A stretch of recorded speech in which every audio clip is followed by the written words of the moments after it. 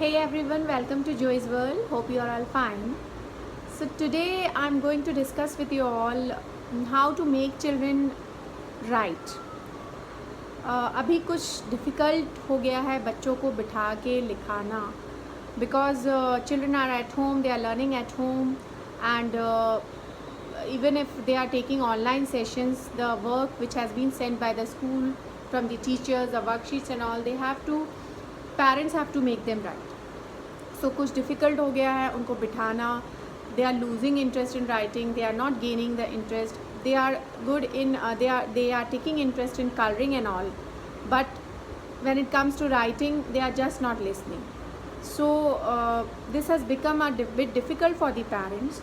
So I have come up with some solutions to that, some suggestions regarding it, how to make children gain interest in writing and how to make them write.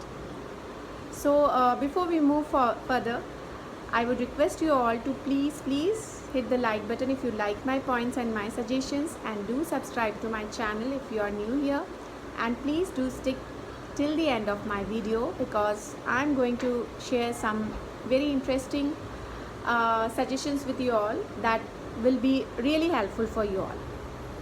So starting with my first suggestion is that you all already know that children have a very good interest in coloring.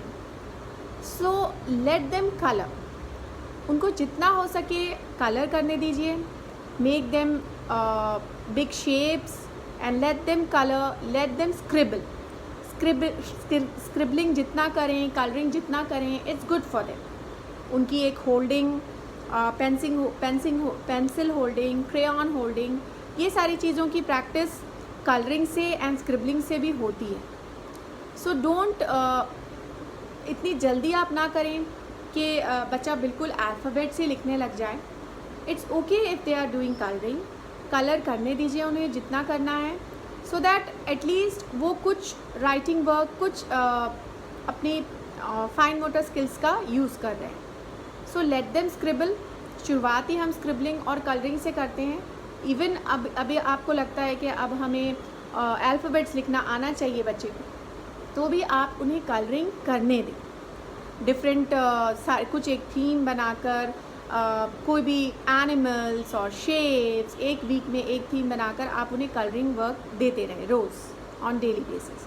So that will really help, और उनका एक interest जो है, उनका एक touch जो है writing work से वो बना रहेगा. And make the writing work interesting. हमें राइटिंग को ऐसा नहीं बनाना है कि उससे बच्चा बिल्कुल बोर हो जाए और एकदम उसे बोर सा एक काम लगने लग जाए कि ये बैठा के हमको लिखना है. राइटिंग और चिल्ड्रन की जो लर्निंग का प्रोसेस है वो काफ़ी अदर चीज़ें, अदर एक्टिविटीज़ से भी हम उसको जोड़ सकते हैं. जैसे कि एक आपने बिग अल्फ़ाबेट्स लिख दिए और उसमें उन्हें थंब पेंटिंग करने दें. आपने बिग अल्फ़ाबेट लिख लिया, उनमें उसको सिर्फ फिंगर ट्रेसिंग, फिंगर चलाने बोलें कि this is your area, this is a alphabet. You can tell them that this is this alphabet, ये ए है या बी है, and let them move their finger on that big alphabet. So इससे alphabet recognition भी होगा, उनकी fine motor skills जो हैं, फाइन मोटर भी एनहांस होंगी. सो ये सारी कुछ अलग अलग इनोवेटिव आइडियाज़ आप थिंक करें कि कैसे आप राइटिंग वर्क को एसोसिएट कर सकें डिफरेंट एक्टिविटीज़ से, जिससे उन्हें राइटिंग वर्क सिर्फ एक पर्टिकुलर एक पेंसिल पकड़ के लिखना ही है, सिर्फ ये ना रहे, बट उनको लर्निंग भी उनकी कुछ हो और उनका इंटरेस्ट भी बना रहे. You can do thumb painting, flower and rice पे जो ट्रेस करने वाली एक्टिविटी, मैंने एक वीडियो बनाया है उस पर. You can check that video in the description कि कैसे फाइन मोटर स्किल्स एनहांस करने की डिफरेंट एक्टिविटीज़ हम बच्चों को घर पे करा सकते हैं, जिससे उनका इंटरेस्ट बहुत वो इन्जॉय करते हैं एक्टिविटी को. तो आप अल्फ़ाबेट्स बनाने बोलें, फ्लावर पे सूजी ले सकते हैं, आप चावल ले सकते हैं, उस पर नंबर्स एंड अल्फ़ाबेट ट्रेस करने दें. और ये बच्चों को बहुत इन्जॉय करते हैं. वो बहुत देर तक वो उसे करेंगे और अल्फ़ाबेट्स का थोड़ा सा रिकॉग्नाइजेशन भी होगा, नंबर्स रिकॉग्नाइजेशन होगा. सो ये सारी कुछ इनोवेटिव आइडियाज़ आप थिंक कर सकते हैं that is associated with writing work with alphabet and number recognization, और वो बोर नहीं होंगे, वो उस प्रोसेस को, राइटिंग के प्रोसेस को बिल्कुल बोर तरीके से नहीं लेंगे। सो ये एक हो गया कि आप उनके साथ एक्टिविटीज़ को ज़रूर इन्वॉल्व करें writing work. And moving further, जब भी आप इंट्रोड्यूस करें कुछ भी राइटिंग का वर्क, सो फर्स्ट तो पहले हमें पैटर्न इंट्रोड्यूस करना है। Standing line, sleeping line, slanting line, ये जितना हो सके आप पैटर्न्स दें। डिफरेंट बहुत सारी अच्छी वर्कशीट्स, बहुत सारी बुक्स आती हैं जो कि मैं आपको डिस्क्रिप्शन बॉक्स में उनका लिंक दूंगी, कहाँ से आप ऐसी बुक्स ले सकते हैं जो बहुत इंटरेस्टिंग वे में पैटर्न वर्क को दिया हुआ होता है, जिसमें पिक्चर्स बनी हुई होती हैं, उसमें एक स्टोरी टाइप होती है कि आपको इस पैटर्न से इस पिक्चर से इस पिक्चर पर ले जाना है। सो बच्चों को बहुत इंटरेस्ट आता है। तो पैटर्न वर्क, पैटर्न ट्रेसिंग जितना हो सके आप बच्चों को दें इनिशियली, और साथ साथ भी अगर वो अल्फ़ाबेट्स पर भी आ गए हैं तब भी उन्हें डिफरेंट पैटर्न्स करने दें। सो उनका एक इंटरेस्ट भी होगा, एंजॉय करेंगे वो, और उनको different curve, different pattern, different movement उनका हैंड का बनेगा, डिफरेंट मूवमेंट वो करना सीखेंगे। So do introduce with different patterns. और जब भी आप एक अल्फ़ाबेट दे रहे हैं या एक अल्फ़ाबेट बच्चे को दे रहे हैं, तो मेक श्योर कि कम से कम 1 वीक वो उस अल्फ़ाबेट पर लिखे। ये नहीं, आप जल्दी ना करें कि जल्दी से ये अल्फ़ाबेट एक ही दिन हम 2-3 अल्फ़ाबेट्स लिखा दें, या दूसरे एक दिन एक, फिर दूसरे दिन दूसरा। नहीं, इससे क्या होगा कि बच्चे का जो एक अल्फ़ाबेट का पैटर्न है वो अच्छे से याद हो जाएगा, उस अल्फ़ाबेट को अच्छे से पहचान लेगा बच्चा। सो मेक श्योर कि वो अल्फ़ाबेट जल्दी आप नए अल्फ़ाबेट्स इंट्रोड्यूस ना कराएं एक वीक में, या हो सके उससे ज़्यादा भी। अगर आपको लगता है कि बच्चा इस अल्फ़ाबेट के साथ कंफर्टेबल नहीं है अच्छे से लिखना, तो 1 हफ्ते से ज़्यादा भी आप टाइम अगर उसे दे रहे हैं तो इट्स ओके। सो जल्दी ना करें, हड़बड़ी ना करें, अल्फ़ाबेट्स या नंबर्स जल्दी नए अल्फ़ाबेट्स, नंबर्स इंट्रोड्यूस ना कराएं। धीरे धीरे बच्चे का टाइम, बच्चे की वो देख करके उसे अच्छे से आ गया है, तभी आप मूव ऑन करें नेक्स्ट अल्फ़ाबेट पर। सो इससे कन्फ्यूजन नहीं रहेगा बच्चे में, और उसे बहुत अच्छे से वो अल्फ़ाबेट प्रैक्टिस हो जाएगी, याद हो जाएगा। एंड जब भी आपको ये लगे कि बच्चा नहीं लिख रहा है, उसे आप बोल रहे हैं पेंसिल होल्ड करना आ गया है उसे, बट वो नहीं लिख रहा है, और आप बार बार उसे बोल रहे हैं कि लिखो। सो आप उसका हाथ पकड़ के लिखवाएं। हैंड पकड़ के लिखवाना is not a bad habit, कि आपको ये लगेगा कि ये तो हम हाथ पकड़ के लिखाते रहेंगे तो ये अपने आप लिखना ही नहीं सीखेगा। नो, ऐसा नहीं है। आप उसे हाथ पकड़ के लिखवाएं।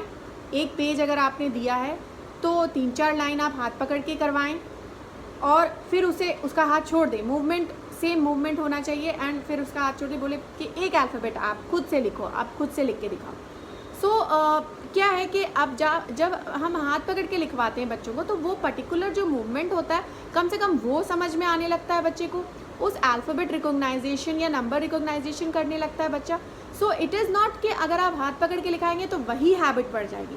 बीच बीच में आप छोड़ें भी, ये नहीं कि पूरा ही आपको लिखाना है, बीच बीच में आप बोलें कि अभी इतना हमने लिखाया है, अब आप अपने आप लिखिए। सो इससे राइटिंग उसकी होगी, कम से कम वो टच में रहेगा राइटिंग के, एंड ग्रेजुअली वो खुद से लिखना उस मूवमेंट पे वो आ जाएगा। So this is not a bad thing to do. Writing आप होल्डिंग हैंड करवाएं ज़रूर।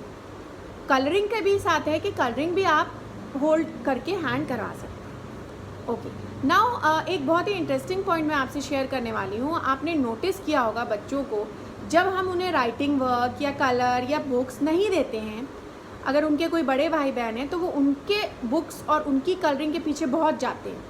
वो चाहते हैं कि हम उसमें लिखने लग जाएं, कलर करने लग जाएं। बच्चों को बहुत क्यूरियोसिटी होती है, जो चीज़ उनको नहीं मिलती है उसके पीछे जाने की, वो करने की, वो छूने जो नहीं मिलता है उसे छूने की उनको बहुत खुशी होती है।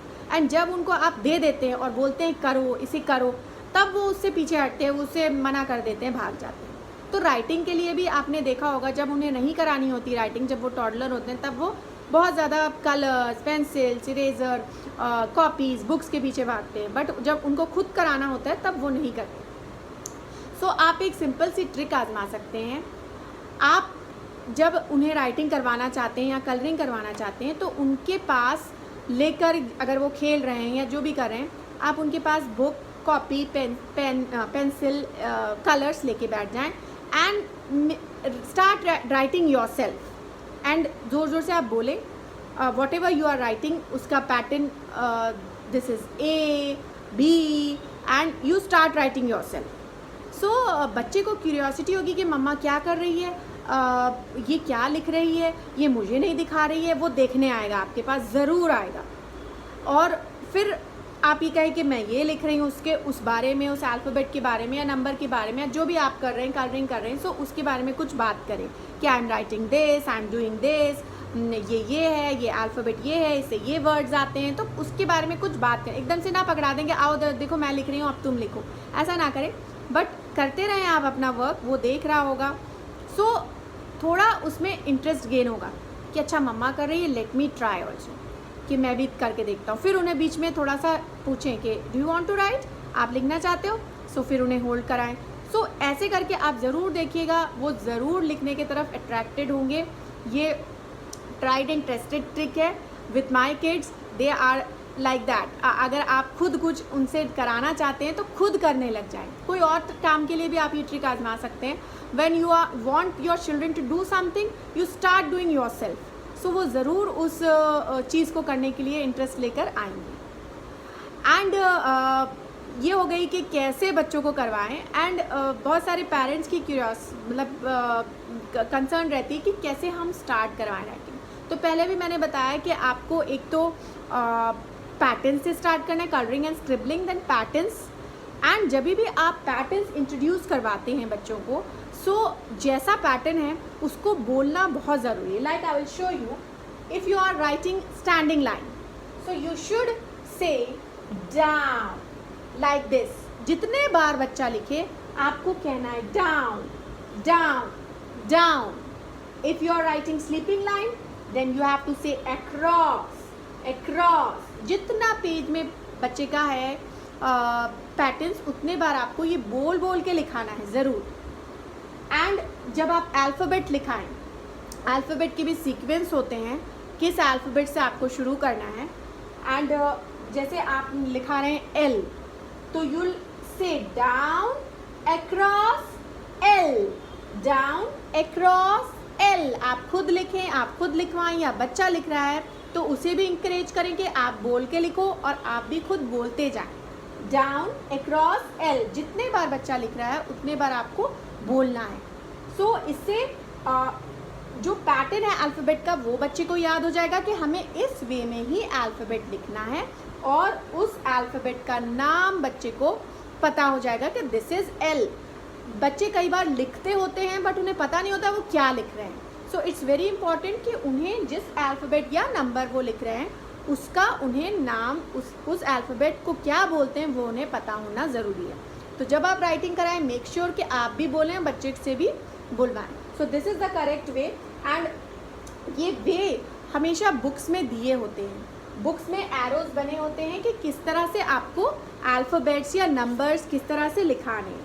Like here I will show you, 2 लिखने के लिए एरो बना हुआ है। सो इस एरो को ही फॉलो करते हुए आपको राइटिंग करवानी है बच्चे को, चाहे वो अल्फ़ाबेट्स हो या नंबर्स हो। एंड मैंने एक डेडिकेटेड वीडियो बनाया है पेंसिल होल्डिंग पर, कैसे बच्चे को पेंसिल होल्ड करानी है। So you can check that video also. And आपको पेंसिल होल्डिंग करवाने में बच्चे को उसको देखकर ईजी होगा। So these were some of the tips and suggestions जो आप राइटिंग वर्क में अप्लाई कर सकते हैं बच्चों के साथ। And hope these are useful tips for you. And आप अप्लाई करके बच्चे की राइटिंग प्रोसेस को अच्छा बना सकते हैं, और उसकी राइटिंग हैबिट्स थोड़ी इम्प्रूव होंगी और उसका इंटरेस्ट गेन होगा। So hope you like the video and thanks for watching, and do subscribe to my channel and do hit the like button. So that's it for now. See you soon.